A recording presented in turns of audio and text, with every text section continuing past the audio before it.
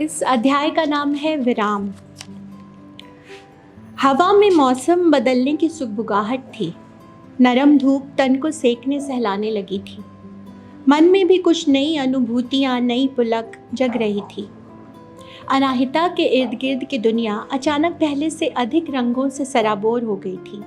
मानो किसी नौसीखिए पेंटर ने असावधानीवश रंगों की बहुत सारी शीशियाँ कैनवस पर बिखेर दी हों। हर तरफ खुशनुमा रंग ही रंग, बेवजह की मुस्कुराहटें, बेवजह का शर्माना और एक इंतज़ार, किसी की एक हंसी, किसी की एक नज़र का। सिद्धार्थ के लिए अना जो महसूस कर रही थी उसे कोई नाम देने से वह भय खाती थी। हाँ, नन्ही रूप से उसे ज़रूर मोह हो आया था। इससे पहले अना ने कभी किसी के लिए इतनी प्रेम पगी जिम्मेदारी शायद ही महसूस की हो। सोफ़ी की माँ वह ज़रूर बहुत पहले बन गई थी, लेकिन इस बच्ची ने पहली बार उसे अपने अंदर की उस औरत से मिलवाया था जो एक इंसानी बच्चे के लिए भी मातृत्व महसूस कर सकती है। अना खुद अपने इस परिवर्तन पर हैरान थी। उसके अंदर ऐसी भी कोई स्त्री छुपी हुई है जो किसी बच्चे के नेह में इतनी बन सकती है। कहीं पढ़ा था उसने, माँ बनना सिर्फ जन्म देना नहीं होता। माँ बनना दरअसल उस प्रेम को महसूस करना है जिसकी अदृश्य डोर आपको किसी बच्चे से ऐसे जोड़ देती है कि उसकी मुस्कुराहट ही ज़िंदगी की सबसे कीमती शय बन जाती है। अना उस एहसास को महसूस कर पा रही थी। रूप ने उसकी स्त्री में माँ को भी खोज लिया था। उसने अना को बांध लिया था और यह बंधन उसे अपने पैरों की जंजीर नहीं लग रहा था, बल्कि वह अपने आप को थोड़ा और बेहतर मानवी बनते हुए देख पा रही थी। अना ने स्त्रीवाद पढ़ते हुए ये बात कई बार पढ़ी और कोट की थी कि एक स्त्री पैदा नहीं होती, बना दी जाती है। लेकिन अब उसे यह लगने लगा था कि माएँ दरअसल पैदा ही होती हैं। एक स्त्री के अंदर एक माँ का जन्म होता है। यह वह एहसास है जो किसी भी स्त्री, यहाँ तक कि पुरुष के अंदर भी नैसर्गिक रूप से रहता है। एक ऐसा एहसास जो उसे इंसानियत के थोड़ा और करीब कर जाता है। माँ की महानता को महिमा मंडित करने के विरुद्ध वह आज भी थी, लेकिन वह प्रेम जो उसके अंदर रूप को देखकर बहने लगता था, वह उसे संजोकर रखना चाहती थी।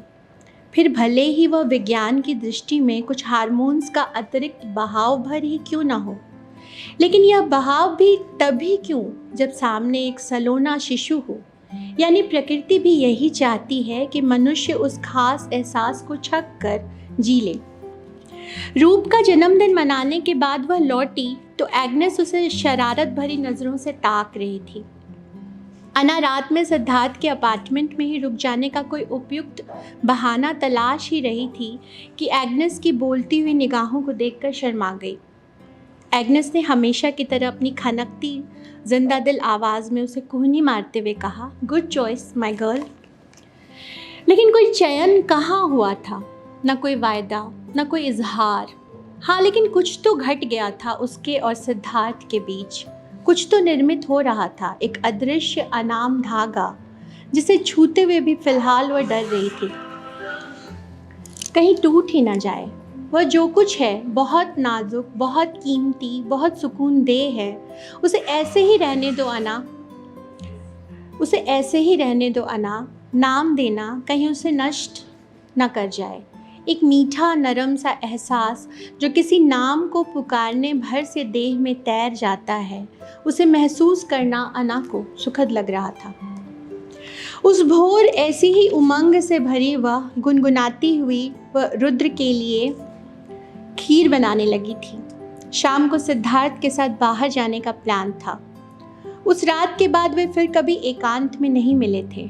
शायद दोनों ही ऐसे मौके टाल रहे थे, शायद अपने मन को लेकर और निश्चित हो जाना चाहते थे। अना ने रुद्र के पसंदीदा व्यंजनों की पूरी सूची बना ली थी। उन्हें प्रेम से खाता देखकर उसे सुकून मिलता था। वह अपनी पसंद भले भूल गए हों, स्वाद ग्रंथियाँ अपनी मनचीती गंध और रस पहचान ही लेती थी। खीर बनाकर वह रुद्र के कमरे में गई कि अपने हाथों से उन्हें खिलाए। वह आराम कुर्सी पर सर टिकाए लेटे थे। आंखें बंद थीं और चेहरे पर एक मीठी मुस्कुराहट की रेखा जैसे किसी मधुर सपने के बीच हो। अना ने उन्हें हौले से छुआ और आवाज़ दी, रुद्र, देखिए रूप ने क्या भेजा है आपके लिए, आपकी पसंदीदा खीर। कोई प्रतिक्रिया नहीं मिलने पर उसने उनकी हथेली थामी, बर्फ सी शीतल। एक भयभीत कर देने वाले विचार ने उसके रोए खड़े कर दिए। एक आशंका उसके दिल को जोर जोर से धड़काने लगी। सीने पर कान सटाकर वहाँ की उठती गिरती लय को सुनना चाहा। कहीं कोई प्रवाह शेष नहीं लग रहा था। नाक के पास उंगली का स्पर्श कराया, कोई उष्मा नहीं। यह असंभव है। रुद्र तो स्वप्न में है। उससे कोई गलती हो रही है। वह दम लगाकर चीखना चाहती थी, एग्नेस को आवाज़ देना चाहती थी, कोई आए और उसे इस बुरे सपने के बीच से उबार ले जाए, एक धौल लगाकर उसे गलत साबित करे। रुद्र उठें और उसे अजनबी निगाहों से देखते पूछें, रूप को नहीं लाई? लेकिन वह कुछ नहीं कर पा रही थी। बाहर सुनहली धूप खिल रही थी, लेकिन वह जैसे शीत से जम गई थी। हाथ पैर निष्प्राण हो रहे थे। उसे लगा उसका दम घुट जाएगा। सारी शक्ति बटोरकर वह चीखी थी, एग्नेस! आसपास की दिशाएं भी जैसे उसके साथ गुंजित हो गई थीं। कैम नदी अपने बहाव को थाम उसे हैरत से ताकने लगी थी। आसपास के पेड़ों ने खिड़की से अपने कान सटा लिए थे। हवा स्तब्ध होकर उसकी सांसों की तीव्र लय सुनने लगी थी। एग्नेस उसकी इतनी तेज आवाज़ सुनकर बदहवास भागती आई थी। What happened, अना? वो जड़ खड़ी अना का हाथ पकड़े पूछ रही थी। फिर उन्होंने कुर्सी की तरफ देखा। रुद्र का हाथ अपनी हथेलियों में भरा। कुछ क्षण अवाक खड़ी रहीं, फिर धीमे से वहीं रुद्र के पैरों के पास बैठ गई। उनका सबसे बड़ा भय सच हो गया था। वह भय जो जब भी उन्हें अपनी गिरफ्त में लेने की कोशिश करता, वह उसके सामने फटाक से अपने हृदय का दरवाज़ा बंद कर लिया करती थीं। आज वह ढिठाई से अपना शिकंजा कसे क्रूर हंसी हंस रहा था। रुद्र इज़ नो मोर अना। एग्नेस की आवाज़ कहीं दूर से आ रही थी। अना वहाँ कहाँ थी जो सुन पाती? वो तो कहीं अतीत में भटक रही थी। उसने सुना एक किशोरी से ठंडे निष्प्राण स्वर में कोई कह रहा था, रुद्र नहीं रहा। जिंदगी फिर दगा दे गई थी। शायद दबे पांव आई मृत्यु ने जिंदगी को दगा दे दिया था। गुलेल पर टिकी जिंदगी अपने पूरे उठान तक खींचकर छोड़ दी गई। प्राण अपनी किसी अज्ञात यात्रा पर चल चुका था।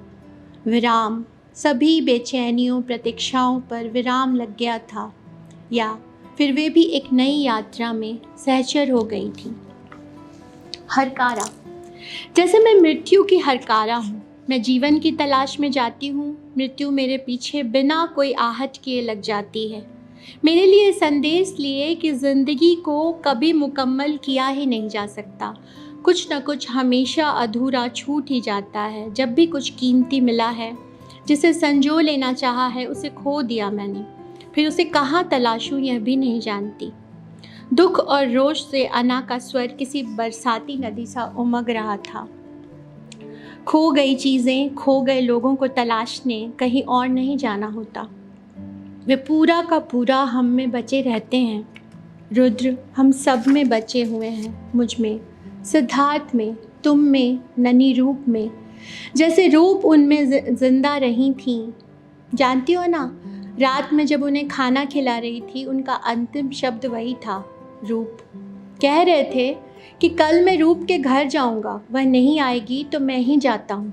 जैसे उन्हें आभास हो गया हो और नींद में ही चले भी गए उनके पास, बिना किसी कष्ट, बिना किसी रुदन के। एक अंतिम आवाज़ भी नहीं दी।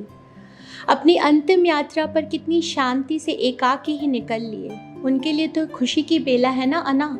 वह मुक्त हुए, अपनी रूप के पास जा सकेंगे। हम अपने आंसुओं से उन्हें कष्ट नहीं देंगे। एग्नेस की आंखें झिलमिल बूंदों से लबालब थीं, लेकिन वह रोना नहीं चाहती थीं। अपने प्रेम को आज अंतिम विदा देते हुए वो उसकी सब मनहर यादें दोहरा रही थीं। उन्हें याद कर वो बेवजह हंसती, मुस्कुराती और आंखों की नमी थी कि छलक जाने को आतुर हो जाती। अना उनके मल का हाल समझ रही थी। आज उनके जीने का अवलंब भी नियति ने उनसे छीन लिया था। फिर भी वह संयत बनी हुई थी, रोकर रुद्र की अंतिम यात्रा को मलिन नहीं करना चाहती थी। उसने उन्हें हमें अपने आगोश में भर लिया था। वह उनके साथ साथ खुद के भी बिलखते उफनते मन को थोड़ा आराम दे देना चाहती थी। रुद्र की देह विद्युत शब्दागृह में कुछ क्षणों में ही शून्य में विलीन हो गई थी। रह गया था अस्थिशेष। सिद्धार्थ ने एक छोटे कलश में संजो लाया था। एग्नेस को थमा दिया।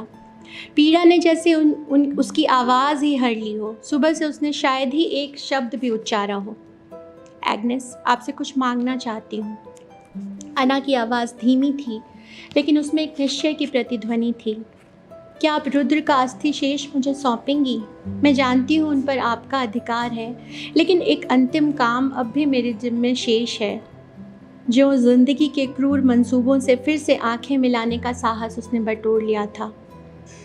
रुद्र ने कभी कहा था कि मेरी राख मेरे देश की मिट्टी में डाल आना, उन पर मेरा क्या अधिकार? उनकी स्मृतियों पर अधिकार है, वो तो मैंने संभाल ही लिया है अनाहिता। एग्नेस ने वह कलश अनाहिता को सौंप दिया। मुझे ध्यान है एग्नेस, आपने बताया था। तभी लगता है कि एक अंतिम काम जो मेरे जिम्मे है वो पूरा करूं। अना का स्वर बीच में ही दरक गया था। उसे एयरपोर्ट छोड़ने सिद्धार्थ और रूप आए। एग्नेस नहीं आई थी। तुम्हें जाते हुए देख नहीं पाऊंगी अना। तुम रुद्र के जीवन का सबसे कीमती हिस्सा हो, और अब मेरे भी। जल्द आऊंगी तुम्हारे देश। रुद्र की उस बीती जिंदगी को अपनी आंखों में भर लेना चाहूंगी। एग्नेस ने उसका माथा चूम लिया था। सिद्धार्थ को बहुत कुछ कहना था, इसलिए कुछ नहीं कह सका। अना को बहुत कुछ सुनना था, इसलिए वह भी कुछ कह नहीं सकी। जिंदगी ने मोहलत भी नहीं दी थी। बस नज़र भरकर दोनों ने एक दूसरे को देखा था। गीली उपडुब आँखों में और क्या दिखता है, सिवा ढेर सारे दुख के, छल छल करते इंतज़ार के, कुछ अव्यक्त रह जाने की तरल व्याकुलता के।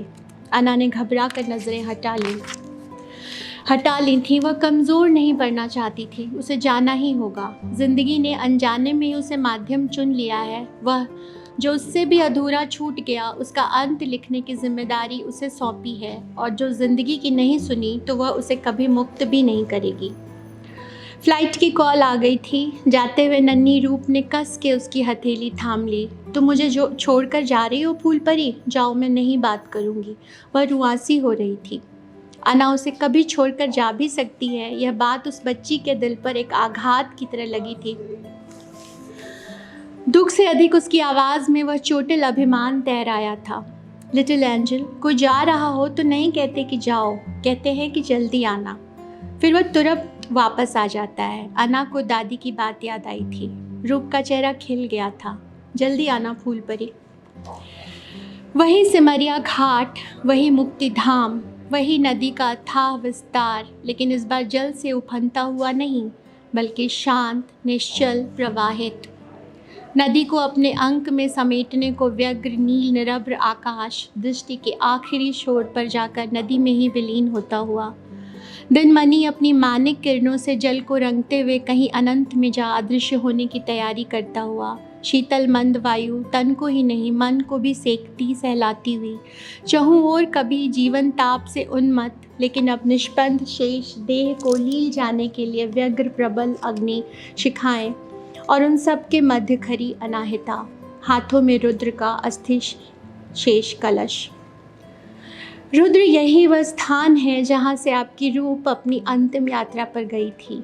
आज आपके अस्थि शेष को भी मैं उसी जल में प्रवाहित करती हूँ जिसमें घुली हुई है आपकी रूप की भी देह।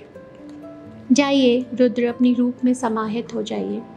आपके इस मिलन के साक्षी रहेंगे हमें घेरे हुए ये पंच तत्व। हे आकाश, हे वायु, हे अग्नि, हे जल, हे पृथ्वी, मैं रुद्र को आप सबको सौंपती हूँ। आप इन्हें ऐसे ही खुद में विलीन कर लेना जैसे कभी रूप और रामेश्वर को किया था। उन्हें अपनी रूप के पास भेजती हूँ। आप सब उनके इस मिलन के साक्षी हुए। उन्हें संभालना, उन्हें मुक्त करना। क्षितिज के पार, हमारी दृष्टि की सीमा से परे अगर कोई और लोक है तो वहाँ उन्हें एक दूसरे का सहचर बनाना। और जो कभी कोई दूसरा जन्म होता है, जैसा कि आपकी ही रूप से सुना था, वांसांसि जीर्णानि यथा विहाय नवानि गृह्णाति नरोपराणि तथा शरीरानि विहाय जीर्णा नन्याति संयाति नवानि देहि। तो आप वापस आना, अपनी रूप के साथ वापस लौटना, और इस बार आत्मा से ही नहीं देह से भी उसके सहचर रहना। जीवन की उस नई यात्रा में एक दूसरे का हाथ थामे हुए चलना। अनाहिता जलधार में नंगे पैर उतर गई। प्रवाह के मध्य जाकर उसने कलश में रखा अस्थि शेष जल को समर्पित कर दिया था। नदी के बहाव में तैरता रहा रुद्र का अवशेष फिर कुछ देर बाद जल में विलीन हो गया था। एक छोटी लड़की आकर अना का हाथ पकड़कर खींचने लगी थी। दीदी दीपक ले लो, दीदी दीपक ले लो ना, फूल भी हैं देखो, गंगा में बहा देना, तुम्हारे पितरों के पास पहुंच जाएगा, बस 20 रुपए का है। उसने एक पत्तों का दोना उसके हाथ में थमा दिया था। अना ने 20 रुपए उसे देकर दोना ले लिया, दीपों को भी जल में प्रवाहित कर दिया। सूरज ने अपनी आखिरी डुबकी ले ली थी। नदी के जल पर स्याही तेराई थी। आसपास जलती चिताओं की रोशनी अना को व्यग्र करने लगी थी।